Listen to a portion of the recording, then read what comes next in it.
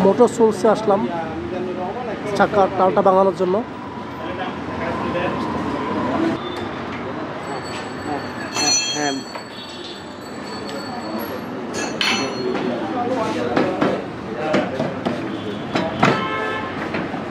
চাকার টালটা ভাঙাতে হবে। দেশ ভাই এটা কী করতে হবে?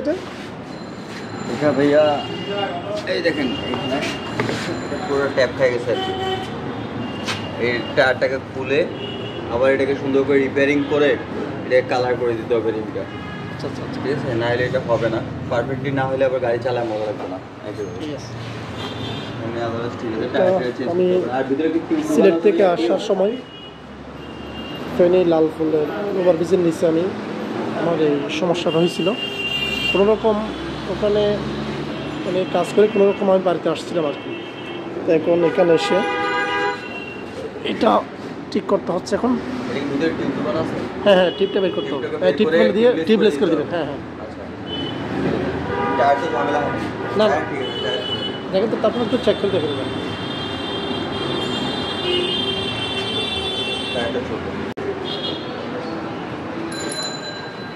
बहुत बड़ा